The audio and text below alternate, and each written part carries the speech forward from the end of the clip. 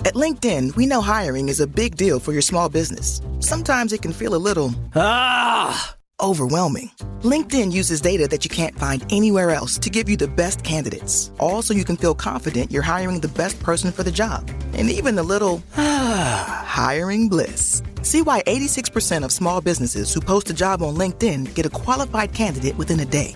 Post a job for free at linkedin.com/achieve. LinkedIn, your next great hire is here. This Steve Jones Show podcast is now loading. The Steve Jones Show podcast is presented by Sunbury Motor Company, Purdy Insurance, and Brewers Outlet.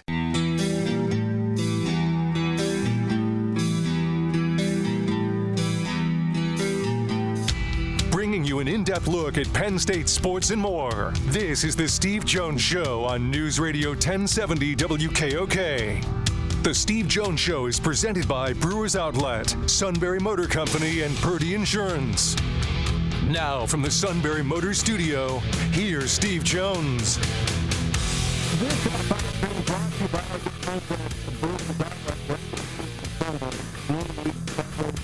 Supermarket. Imports domestics microbrews, the best selection of beer anywhere. Wine coolers, water, soft drinks, lots and lots of snacks. They roast their peanuts fresh and hot every day. 6 great flavors of slushies, ready to drink cocktails now. Crown Royal, High Noon, Jack Daniels. And the Pickle Bar, led by the Barrels and the Bills, indeed second to none. All at Brewers Outlet, Reagan Street in Sunbury, the beverage supermarket. With that, we bring in the outstanding Neal Coolong. Sir, welcome back. Great to have you with us. As always, it's great to be here. Thank you for having me. It is the off season. You enjoy this. There are a lot of interesting names that could be moving around the chessboard. You know, Matthew Stafford, Sam Darnold, and others along the way. Aaron Rodgers, right? So how interested are you by this movement? Because last year the Vikings signed Darnold, and he gave them, for the most part, a really good season, and there was at least a payoff. Yeah, it was a year, I think, in which the success of one free agent kind of reclamation project quarterback gives that sort of dangerous hope to a lot of teams. The one I think you should probably look at, and I don't know if this is more just what kind of seems obvious out in the market, but if Aaron Rodgers were to go to Vegas, play under Pete Carroll, a coach that has given quarterbacks in the past enough, but probably not too much, which is really where Rodgers is in his career, what could he do to a team that has some young talent, that's got some draft capital? Are they able to build up with a guy like that for maybe 1 year? Or is this another Phillip Rivers, Matt Ryan, Ben Roethlisberger farewell tour for him? One last season of 25+ million in salary to be fantastically mediocre but take care of the ball. You would think that would be below average, but in the NFL, they want that stability. There are a lot of teams, a lot of franchises that want to just simply protect the ball, move where you can, try to set stuff up, but put pressure on defenses by not making mistakes. Rodgers might be able to do that. We saw at times, in one game I really watched him last year was against the Vikings, not the Vikings, the Jets. He's on the Jets. Who do they play? I totally forget. They were playing the Vikings. Yeah. Vikings. He threw 2 just terrible interceptions in the first half. Really poor decisions, really poor execution. And he came back and played very well in the second half and put him in a position where they almost pulled out a comeback win against a very good team. He's able to do that. And I think when you look at what's below the Rodgers level, that's, as the Raiders would know, Gardner Minshew, Aiden O'Connell, guys like that are going to make mistakes through 4 quarters, possibly give the game away late if it's tight and it's contested. That's really what teams are trying to do. Keep it close and see what happens. That's in some cases all you really can do. That gives Rodgers enough value that I think the Raiders, in position to draft, a Cam Ward, a Shedeur Sanders, somebody like that might not be entirely ready to go out and play on day one, but is the future and can learn from being in the room with an accomplished veteran that knows how to prepare for the game, even if their physical skills aren't really there. That seems like a move that can be made, and I would think that they would be, I don't know if inspired is the right word, but they can take some umbrage with the idea that no other quarterback is going to be able to do this. We're going to have to go with the rookie. They can bring in a veteran, put him in the right system, and build something up. For a first-year quarterback, a veteran coach a first-year coach and a veteran like Pete Carroll, that would seem to me like that would be the preferred option. So you look around, you mentioned Matthew Stafford. I don't think Stafford wants to go anywhere. I don't think the Rams want to trade him. No. I think he wants a contract. Right? Agree. So, no, exactly. I agree. You take him out of it. There are still names that are going to be out there. The Steelers had two of them last year. Both Russell Wilson and Justin Fields are going to factor into that. And a lot of teams are going to talk themselves into the idea that they can come in and do things the right way, perhaps not be able to make big-time plays, but generally speaking, protect the ball and keep their team on schedule, drive to drive, get 23 to 27 points would be ideal, and pull out some wins. If a team is rebuilding itself, those are some pretty good options to go with. So I think Darnold performing well above and beyond that speaks well to having the best receiver in the game, having an excellent coach, setting things up for him. It might not be the same success with every single team, but you get the sense that in a bad quarterback draft, there are veteran options out there that could help a team take a step forward. Yeah, look, your draft is set up by what you do in free agency. Were you able to fill spots that you had needs so you don't have to draft for those needs? And that's how one plays into the other, which means the combine's coming up. How do you view a combine, Neal? What is the importance to you of the combine? To me, the most important part is not the 40 time. To me, it's the part we don't see. It's the interview part. That's the part teams are going to put the most stock into. Now, there are a few that you kind of want to get a closer look at. You think of it like this. As Chuck Noll said, watch the player, not the stopwatch. Right? I'm brutalizing that quote, something to that effect. When you see them on the field, you get a sense of how fast they can play. Running in a straight line does not give you a great sense of their athleticism as it pertains to their position on the field. Watching an offensive lineman sprint 40 yards down the field doesn't really help because of every position, and I don't think any of them really do, that's the one that absolutely is not going to run 40 yards in a straight line. If he gets that far down the field, he will have come a long way and probably smashed into a few objects on his way to doing that. And it's a great play overall anyway. That's a positive thing. But you do see their mechanics, the fluidity of their body motion. How well do they move through space? I've had a very high-ranking sports trainer put it to me that way before. How athleticism is defined by how effortlessly they move from one place to another. You can see that in their 40, running it itself. The time, I think there's, obviously a range. Receiver running a 4.9, might not be the guy you want to invest a first-round pick into. But it does not fully encapsulate the body work of the player, to say nothing of the fact that you need to find a new scouting staff if you watched the guy on film and thought he was going to run a 4.4. You probably have a pretty good idea that this is not the fastest guy you're going to have on your team. Whether you want that or not is up to you. But more than anything, what they're going to do is confirm what they have heard, what their research has told them about a player, and that, as you put it, is done in the interview process. They want to talk to everybody, get to know them as people. And a lot of them, you hear about this all the time. It's always my favorite report. Whichever coach lands whichever prospect at a pro day, it gets to take them out to dinner. It's almost like whoever's choosing whoever. It's just kind of I wonder how that goes. Does Mike Tomlin walk up to him and say, "Hey, you're with me tonight"? How exactly does he flesh that out? The more popular, more charismatic coaches, you would think, probably get a little bit more of that than anybody else. prospect gets a free dinner either way. It sounds great, right? I mean, they want to know who they are as young men, as people the franchise wants to invest millions of dollars into. They want to find out about it as much as they can about their family, their background. The only way to do that is in the interviews. And the interviews, it's not even speed dating. It's 15 minutes to go over their entire life. And it's really hard to get solid answers. I mean, could you imagine somebody like me in that process? I would spend half the time on one question. They probably wouldn't like me a whole lot.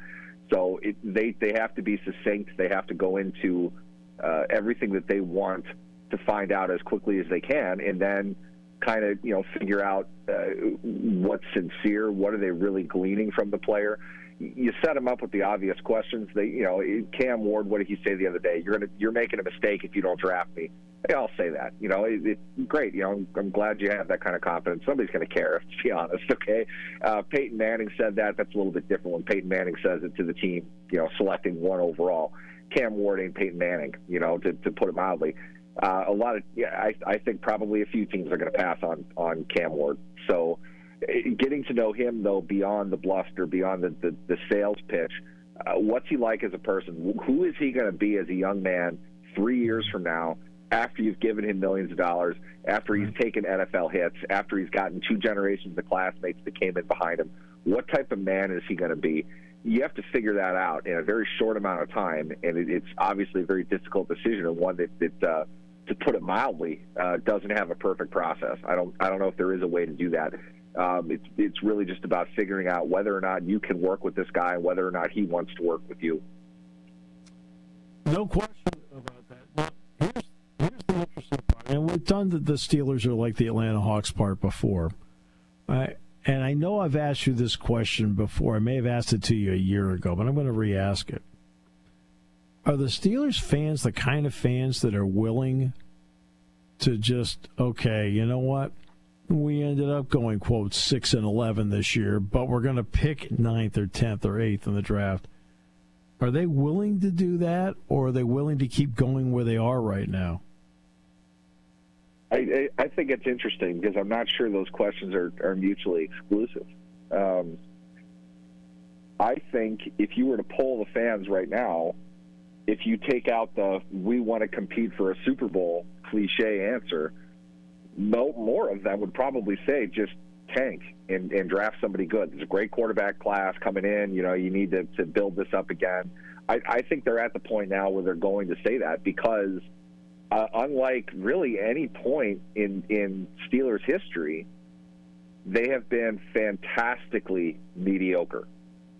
It's not that they've been terrible, which the franchise has been. It's not that they've been phenomenal, which the franchise has been. They've been stuck dead in the middle. And it just seems more plausible it seems more plausible to go back than it does to go forward where they're drafting. The Trae Young team every year, in the middle of the draft, you're not going to get the superstar that you need. Right. Anthony Edwards is not available at pick 16. So to get the superstar that's going to push you in a different direction, logically it seems like you need to be much higher in the draft. But when you're too far down to trade up, or in a draft like this where there is the quarterback that it really makes you want to trade up 2 years worth of capital to go get him, I don't know what else you do. Could it be, wait till the second round, draft Jackson Dart and throw him out there right away? I mean, I think that's a catastrophic mistake. I don't think that absolutely would solve their goal probably of drafting in the top 5 next year if that's what you want to do. Putting all of that together, I think fans in general want to see forward motion, and I'm not sure this is not the same thing that they had last year, the last 4 years, really. I don't know how much forward motion there is for them to work, because I said this back in 2021. They've got a 4-12 roster with a 12-4 draft spot. Right. I don't know how you fix that. I don't know how you reconcile that. It's a really strange position to be in. But in many ways, I think they've improved in that way. I think they have a better team than they did in 21. Mm-hmm. But it's not a whole lot better. And I'm not sure at what point all of this is going forward, because here's the thing. You want another all-pro year out of Cam Hayward. Okay, you're asking more than what science usually allows. You know, he shouldn't have had the year that he had. I don't know how many years you've got of T.J. Watt left. I think we saw the second half of the year the results of a guy that's played 1,000 snaps a season for however long now. How much better are they going to be if those players take, and logically they're going to, a step back this coming season? Then you don't have a defense anymore. I don't know how you're going to reconcile an offense that hasn't been able to get out of its own way in 4 seasons. How can you win with that? What are you going to need to do to win with that? That's kind of where they are. So it's kind of like, if this is inevitable, let's just get on with it. You know, I mean, I don't know what else there is to do, but, you know, in a way, the good news for Steelers fans is I don't think they're going to keep getting away with this. Granted, I said this 3 years ago, but at some point the other shoe's got to fall, and we're not seeing much to suggest they've got a great immediate future. Now, I really like the investments that they've made on the offensive line. I think there are things they can do in this draft to address other areas. But long term, I don't think this is going to be a great team over the next 3 seasons. Well, they'll open the door on drafting. The question is going to be, who do they get to play quarterback for this crew? And that's going to be the part. I mean, because right now, there are ways to build a team. We talked about the free agency part. We talked about the draft part. Then, of course, there's the development part. Well, they're doing the free agent part, essentially, to build the quarterback position. And it's still shaky because, look, there are 2 guys that they have that a lot of other teams didn't want, Neal. No offense. What was the market for Justin Fields? What was the market for Russell Wilson? And after this season, what's the market for them now? I would say Russell Wilson signed a 1-year contract, so I'm not sure how great the market was for him. I would think he would have preferred to take 3 years, $150 million somewhere. Just a hunch. I don't know him personally.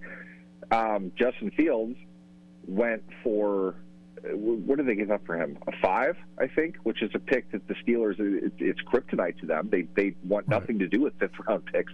I remember one year they traded a 5th-round pick 2 years in advance.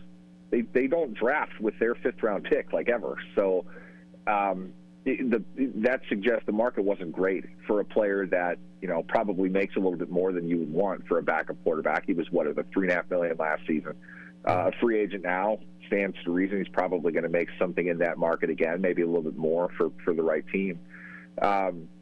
It's a fool's errand, I think, in a lot of ways, to diminish the idea of what the quarterback market is based on one player, usually set up from a couple, circumstantial pieces of evidence. What I mean by that is Russell Wilson didn't play particularly well the Steelers' last 5 games. We know that. I thought he played very well at times prior to that. I thought Justin Fields was steady, not spectacular. The market says these players are worth X. It's not, I wouldn't pay more than $2 million a year for either one of them. Well, okay, somebody's going to, because that's the price of a veteran, experienced, starting-level quarterback. And keep in mind, there are 32 teams in the league. Every one of those teams has to have a starting quarterback. If you don't have the prospect on the rookie contract that you're developing, or you've kind of already given the keys to, you're going to need to draft one of these guys, or you're going to need to sign one of these guys. And the market for that is surprisingly competitive. That's why it is. You have Trevor Siemian signing for $8 million a year. Mitch Trubisky signed for, $4, I think, with Buffalo. After, I'll say this until the day I die, he was the worst player in football over a 2-year span. There's absolutely no reason anybody should have wanted him back, except as a backup, obviously, but they paid market value for a backup with starting experience.